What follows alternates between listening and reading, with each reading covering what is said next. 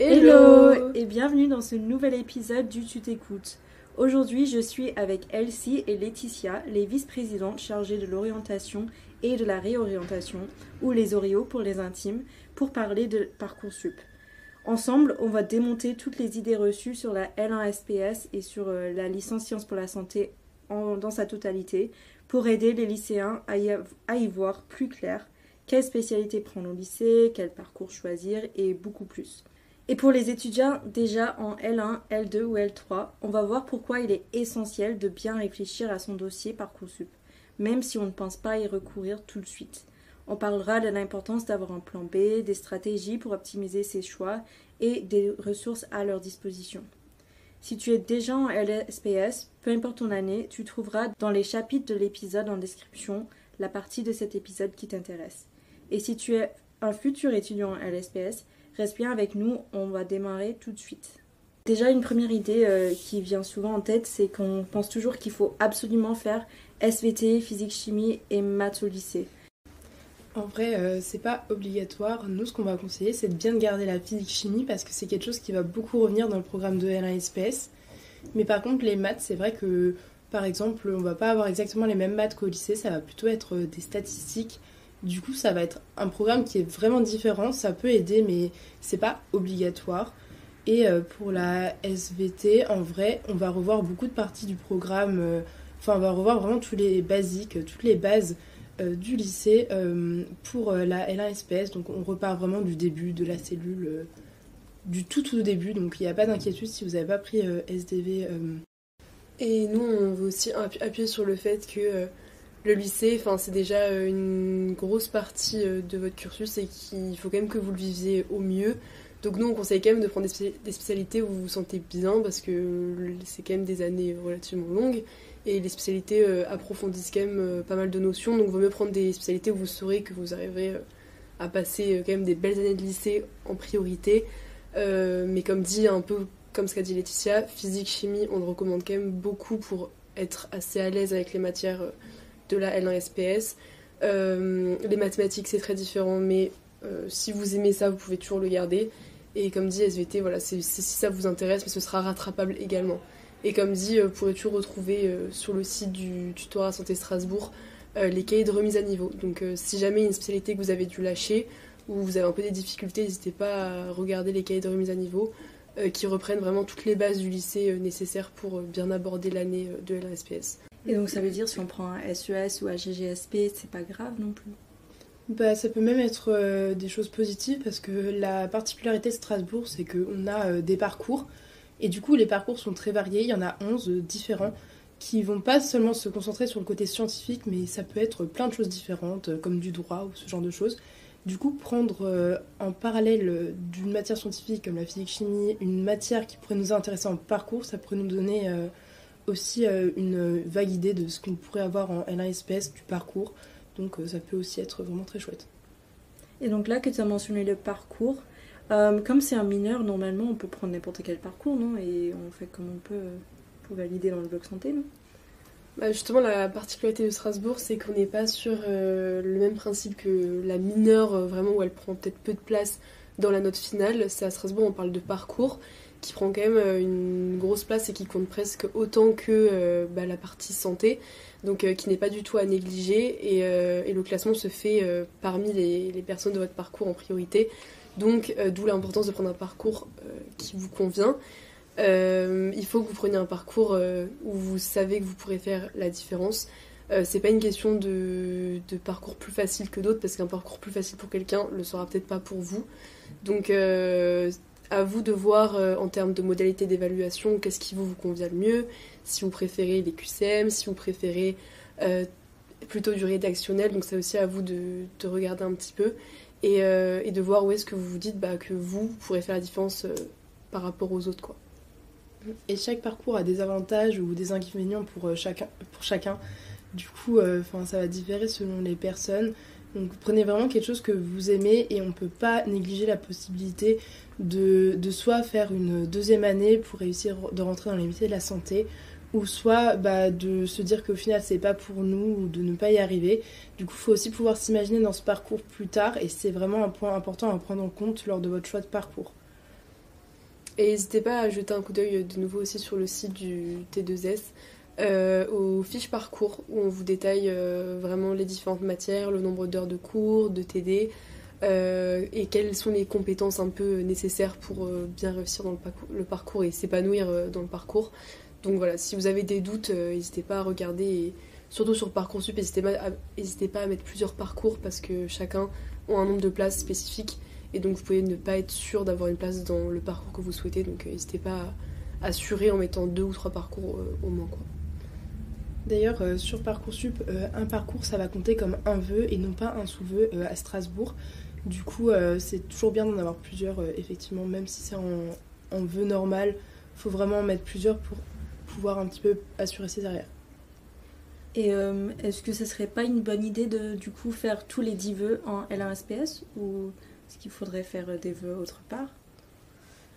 Alors, je pense que c'est pas la meilleure idée, simplement parce que si vos vœux en L1SPS sont refusés, bah vous avez rien d'autre vers quoi vous tourner, alors que si jamais vous mettez par exemple une licence qui sont généralement plus accessibles parce qu'il y a plus de places ouvertes, bah ça peut peut-être vous assurer d'avoir quand même quelque chose au cas où, et peut-être mettre éventuellement aussi dans d'autres villes, par exemple en au cas où.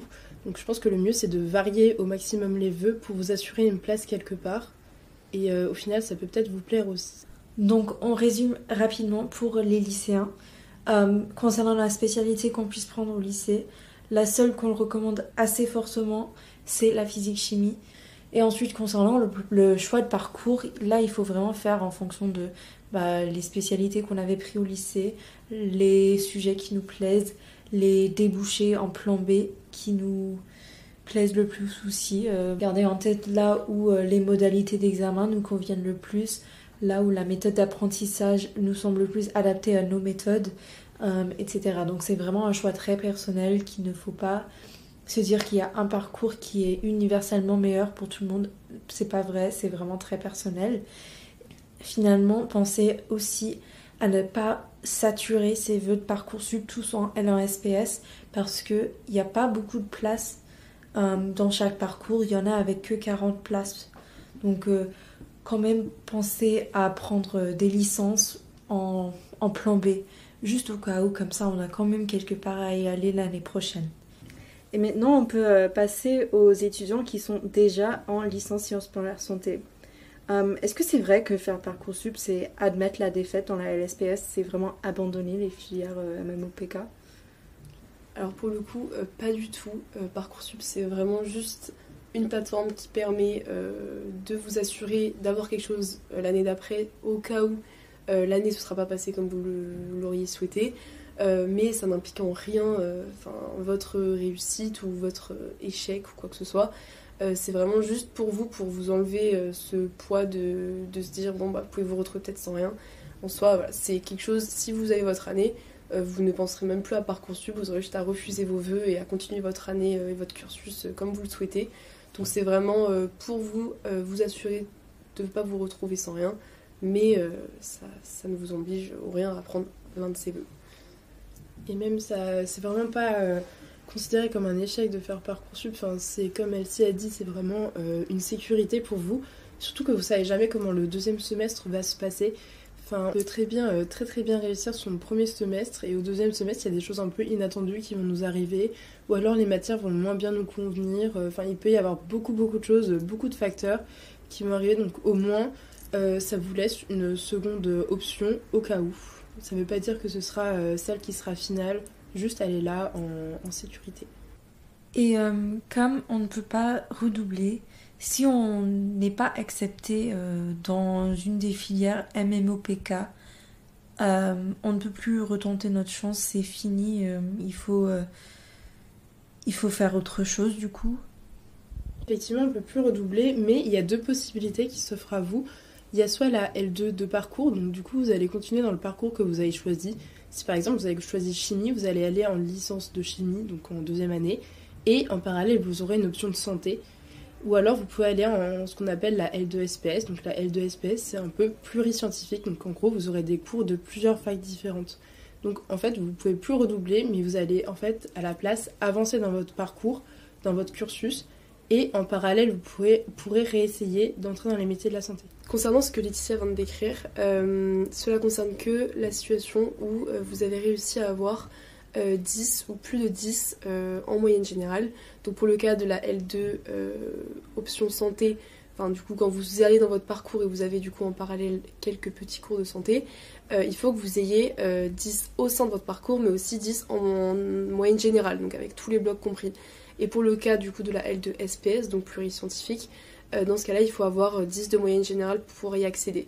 Donc dans la situation où vous n'avez pas eu cette moyenne générale égale à 10 ou supérieure à 10 et que vous ne pouvez pas accéder à une L2 SPS ou une L2 option santé, il faut que vous passiez, enfin si vous souhaitez vraiment retenter d'accéder à l'une des 5 filières MMOPK, il faut que vous repassiez par une L1 classique. Donc c'est-à-dire que vous devez refaire donc une demande sur Parcoursup d'une des licences, ça peut être droit, ça peut être sciences de la vie, enfin ça c'est propre à vous, et vous devez refaire une première année de licence qu'il faut que vous validiez, donc à 10, et à la fin si vous avez réussi à valider, vous pouvez accéder en L2 et du coup retenter à la fin de votre L2 SPS ou option santé à l'une des filières MMOPK. Et du coup par rapport au parcours, si jamais vous voulez faire cette option, il faut bien faire attention de prendre des parcours qui sont compris dans la L1 SPS. Vous ne pouvez pas aller dans une licence aléatoire qui n'est pas dans les 11 parcours proposés, parce qu'à ce moment-là, vous n'aurez pas accès à la L2 option santé. Du coup, faites bien attention à ça. Et du coup, à Strasbourg, il n'y a que les filières MMOPK dans les études de santé qu'on peut faire. Du coup, il faut absolument passer par LSPS pour rentrer dans les professions médicales et paramédicales. La L1SPS, elle permet d'accéder aux 5 filières MMOPK, donc médecine, maïeutique, pharmacie, odontologie et kinésithérapie, mais il existe plein d'autres filières paramédicales qui ont un lien direct avec la santé, notamment les sciences infirmières, l'orthopsie, l'ergothérapie, l'orthophonie, la psychomotricité, la podologie, enfin vraiment c'est très très vaste, donc n'hésitez pas à vous pencher là-dessus si jamais l'une des 5 filières vous convient pas exactement, ou bien vous pensez ne pas réussir à accéder à l'une de ces 5 filières, mais que vous souhaitez vraiment avoir un métier en lien avec la santé. Il y a énormément d'autres possibilités, donc n'hésitez pas à vous renseigner. Et en général, ces filières-là sont accessibles via Parcoursup, donc ça peut aussi être intéressant pour vous, là qui êtes en pleine période de Parcoursup, de vous renseigner là-dessus, pour pouvoir vous assurer aussi une possibilité d'avoir un métier en rapport avec la santé, sans que ce soit l'une des 5 filières MMOPK. Donc je vais juste résumer rapidement pour les étudiants LSPS. De 1, il ne faut pas se dire que faire Parcoursup, ça veut dire qu'on n'est pas confiant de nos résultats. C'est vraiment un plan B qu'on met en place pour l'idée des pires des cas. Comme ça, on est sûr d'avoir quelque chose à faire l'année prochaine. Ensuite, il faut vraiment savoir que après la L en SPS, il y a plusieurs pistes possibles pour retenter sa chance en MMOPK. Notamment la L2 Sciences pour la santé et la L2 Parcours Option Santé. Finalement, il faut aussi garder en tête qu'il y a beaucoup de métiers de la santé qui ne sont pas incluses dans cette entrée via la L en SPS. Et du coup, c'est où la prochaine fois qu'on peut vous trouver pour vous poser des questions en personne ou même juste avec le tutorat? Du coup, ça, il y a plusieurs options. Si déjà vous avez une question à la fin de ce podcast, vous pouvez nous retrouver sur le Discord du tutorat et vous pouvez poser toutes vos questions dessus. Nous, on est toujours là pour y répondre. On sera très très contents et contente de vous répondre. Sinon, vous pouvez aussi également venir nous voir en vrai lors des journées portes ouvertes qui auront lieu le 1er mars. Donc on sera présent à la faculté de médecine, mais également à la faculté de pharmacie. Donc on aura un stand de tutorat santé Strasbourg. Donc si vous avez une quelconque question, que vous soyez lycéen ou même en LSPS, n'hésitez pas à vous tourner vers nous. Après il y a également les différentes séances du tutorat. Vous pourrez également retrouver les tuteurs et les tutrices chez qui vous pouvez toujours poser des questions à la fin des séances. Il y a vraiment beaucoup de moments où vous pouvez poser vos questions, donc n'hésitez pas. Surtout dans les événements qu'on organise, par exemple là il y a les journées d'immersion, la 3e journée qui se déroulera le 8 mars. Si jamais vous y participez et que vous avez besoin de renseignements, si vous avez des questions à poser, n'hésitez pas, vraiment, venez vers nous et on sera très contents d'y répondre. Et voilà, on arrive à la fin de cet épisode.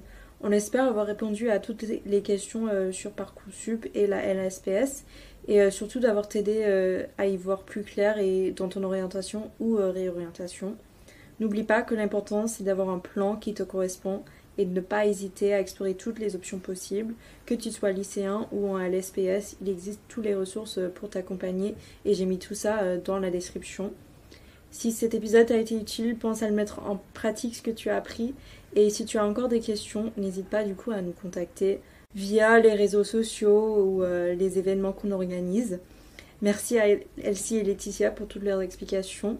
Et merci à toi pour ton écoute. À très bientôt dans un prochain épisode du Tout Écoute. Bye.